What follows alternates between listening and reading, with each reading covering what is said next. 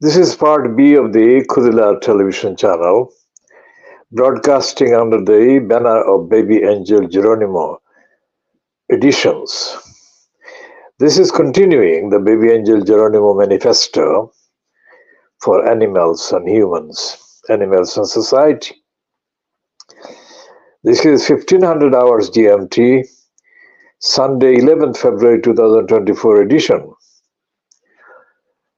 The Rupert Murdoch-owned Times newspapers, the weekday editions plus the Saturday one, called the Times, and the Sunday Times is the Sunday edition.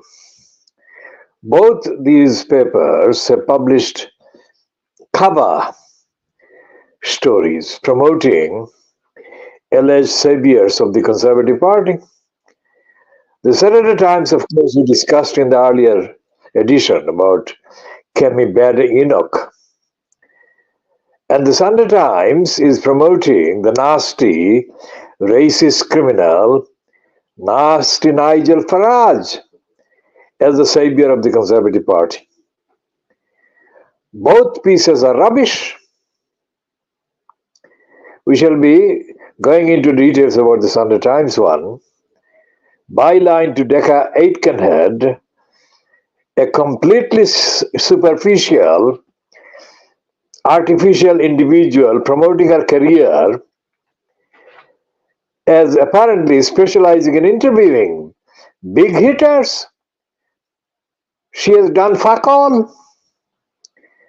Decca Aitkenhead hit the Fleet Street newspapers about 25 years ago, and she has been mainly given space to do interviews like the one that is in the Sunday Times magazine today. And in the, let's say, 20 years of substantial kind of space she has got, she has not produced one single breaking item about any of the subjects of the interview. I shall be examining that in a minute.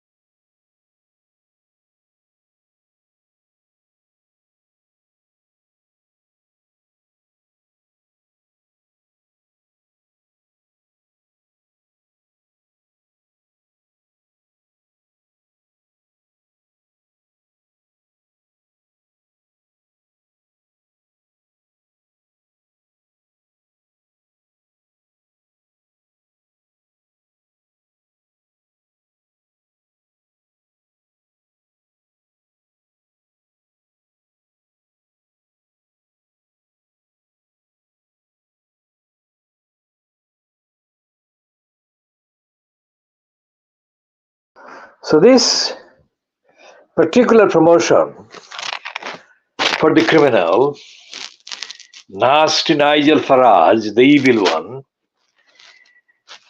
is overhyped. Look at the eyes. Look at the fucking eyes. Look at the contemptuous, evil eyes of this scum. And it says, the eyes have it. Well, the eyes don't have it. Because although it says Nigel Farage on Trump, his TikTok fans, and how he can save the Tory party, but Decca Aitkenhead. Aitkenhead ends the stupid piece as follows.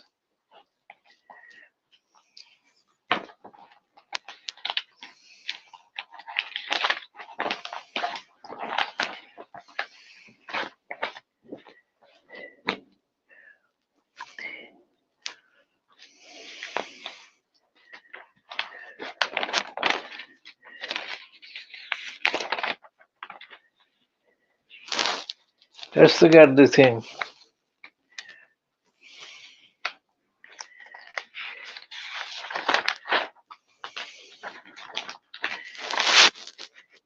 It reads, I had exactly the same conversation with a close friend of mine at 10 a.m. this morning. I honestly don't know the answer yet. My life at the moment is at a very interesting juncture. What is so interesting, you fucking liar? There is no specific goal in quite the same way that there was with the Brexit thing. Now, Decca Aitkenhead says, presumably, the goal now wouldn't be a single policy, but power. And there is a word, single word in quotations. Exactly. Fuck off. And it says, this piece says, that Farage doesn't go out on his own in the street, and that he has 7 or 8 bodyguards. Can you believe that? And he has got a motor vehicle with a driver chauffeur at the ready all the time.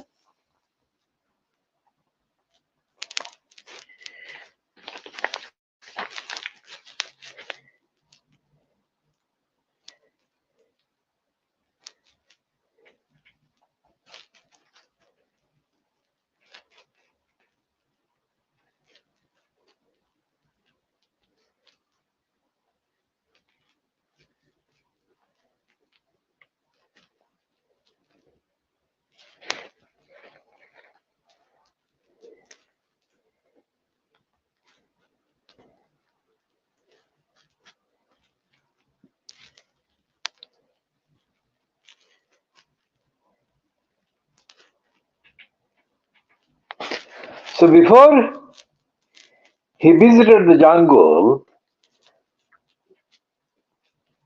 he entered the jungle, he visited the television hypnotist Paul McKenna, who taught him mental techniques to conquer fear. Fuck off. Farage spent 3 years following the referendum, frightened of walking out into the street due to public hostility and threats. It's better now than it was, but I still don't take many chances. He employs 8 former Royal Marines as bodyguards during election campaigns. Would feel incredibly uncomfortable if he'd had to walk a city street alone on any day. Never uses public transport, and as a full-time driver always waiting outside. Bloody expensive. It's just the cost of life. But I think jungle has improved things. The detoxification achieved by his jungle performance has given him, he says, probably 5 million voters out there. Before I even try, not potential viewers, I note, but voters. He's up at 5 a.m., works an 80-hour week, and drinks and smokes a lot less than he used to. What is the ultimate point of all this if he isn't planning a return to politics? Then there is this quote. I had exactly the same conversation with a close friend of mine at 10 a.m. this morning. I honestly don't know the answer yet. My life at the moment is at a very interesting juncture. There is no specific goal in quite the same way that there was with the Brexit thing. Presumably the goal now wouldn't be a single policy, but power. Exactly. Fuck him. Now the Brexit thing was not his. It was a gift given to him by the criminal David Cameron. And there is no examination. There is absolutely no examination of the fact that Farage has stood for election many times, election to the UK Parliament, House of Commons, but he has never got elected. This is the main question. Somebody who stood for election so many times and never got elected, how can he be claimed to be a savior of the Conservative Party? On what fucking basis? As for the Brexit thing is unraveling. The business, the economic case that the liars like nasty Nigel Farage and others peddled in support of Brexit is not materializing. And on every count, the promised benefit of Brexit is not materializing at all. And the biggest lie emblazoned on a Brexit bus was a lie attributed to the liar Boris Johnson, saying that the NHS would be helped by hundreds of millions of pounds every week, every month. That has not happened. The Brexit lie also attributed to the liar Boris Johnson was that Turkey, the 700 million Turks or 75 million Turks, whatever the number, would be allowed to invade the UK if the UK didn't leave the European Union. As I have said in previous editions, for all kinds of reasons, Turkey is not likely to enter, the Turks are not likely to enter the United Kingdom for another 100 years, if not more. Because Turkey is not a member of the European Union, and the current existing member states of the member states European Union are totally hostile to Turkey joining the European Union. In any case, any attempt at applying for joining the European Union would take decades. So whoever was saying that the Turks would invade the United Kingdom if the United Kingdom didn't leave the EU was lying on 100 levels. And Farage is one of those liars.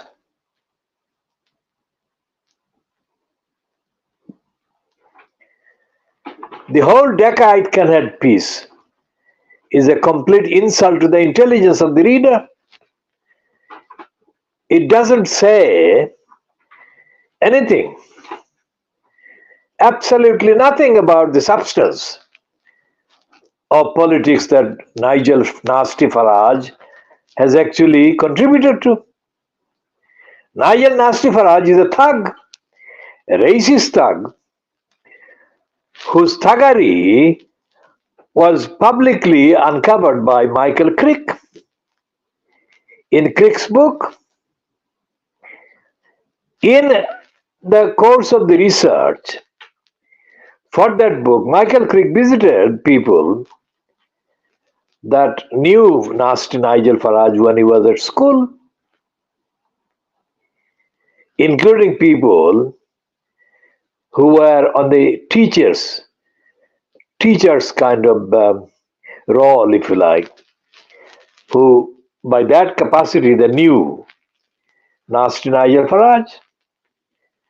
And the overwhelming recollection, evidence, as collected by Michael Crick, shows that Nasty Nigel Farage was a racist, a National Front sympathizer, and a hater of people of Asian African origins. In the course of the row created by Boris Johnson's attacks on Muslim women, Nasty Nigel Farage supported the Boris Johnson anti-Muslim line. In the course of Donald Trump's attacks on Muslims in the USA, Nigel Nasty Farage supported Donald Trump and his attack on Muslims. Now, in the current week or weekend, how is it possible for the Times newspaper to peddle Kemi Bad Enoch as the savior of the conservatives, and for the Sunday Times to headline Nasty Nigel Farage as the savior of the conservatives? How is that possible? And this is happening during the weekend following the week when the congenital liar Boris Johnson was being touted as being engaged in mulling, thinking about returning to the Conservative Party. How the fuck? He had to leave Parliament in disgrace. Not even a year ago. It's even less than a year ago. How can that criminal, proven liar and liability be painted as another savior of the Conservative Party? Which says that the Conservative Party doesn't exist anymore. It's dead. It's politically dead by suicide, mass suicide.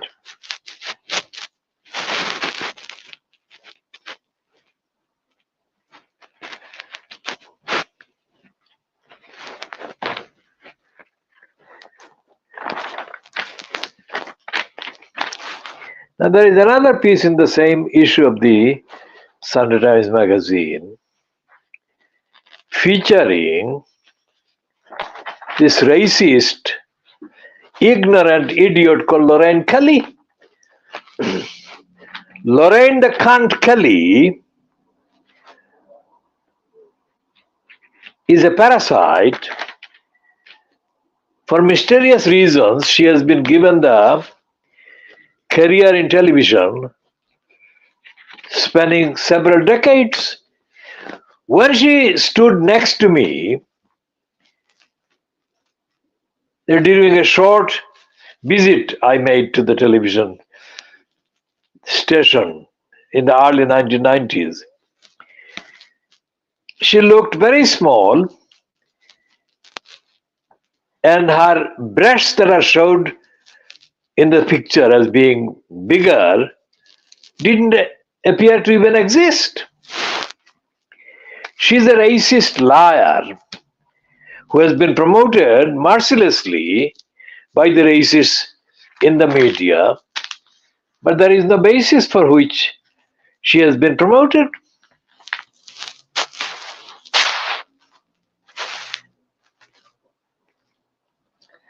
On the Sunday Times, the back of the Sunday Times article by Camilla Long, she says that the two elderly, doddering men in the USA trying to enter the White House after the election, next election, means that we, the world, are in big trouble. Let's see what she's saying.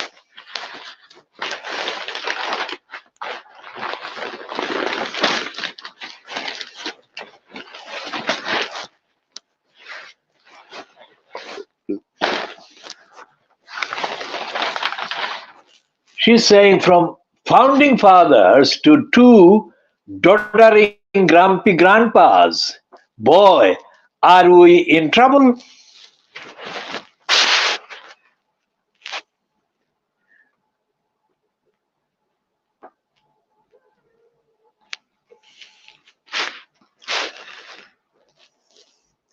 We'll come to that in a minute. And there is this other smaller item. She's talking about Eninful's big goodbye says his Vogue was never for us. Now, who does she mean by us?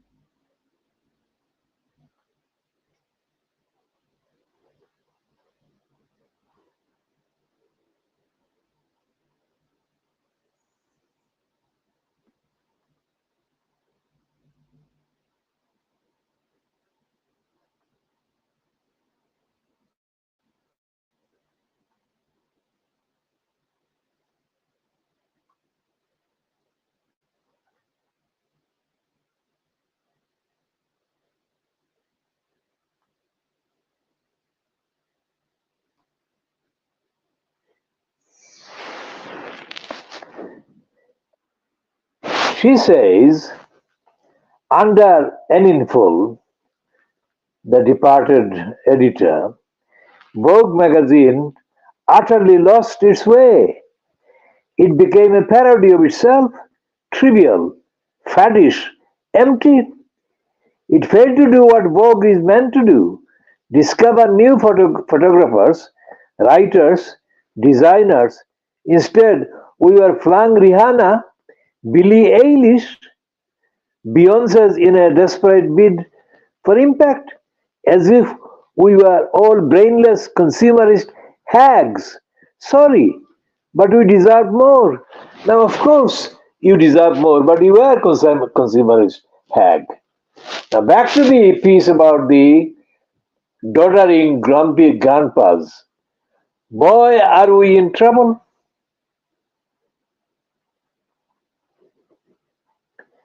She says Biden has been a disaster. He has created chaos on the world stage. And the last paragraph says, even if the Democrats did get rid of Biden, who could they put in? Not Kamala Harris. The party's hopeless border czar, not Gavin Newsom. The guy who looks like a robot, Patrick Bergen, Michelle Obama. Would she want it? And would she win against Trump?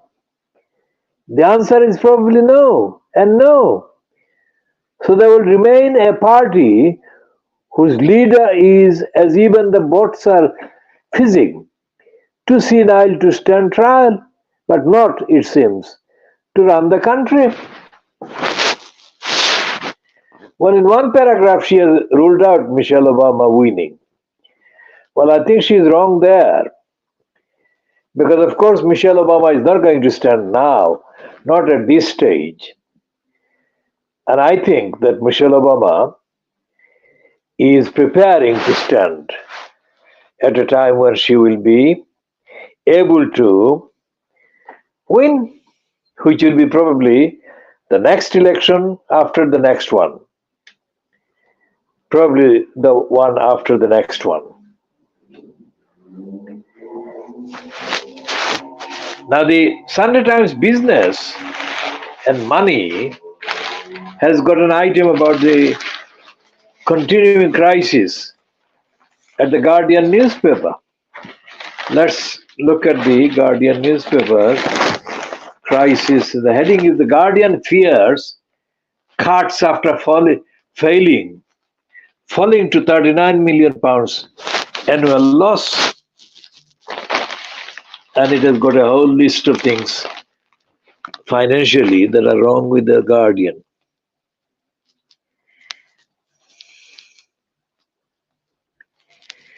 And the main conclusion is that the Guardian is losing money because of the loss of digital advertising.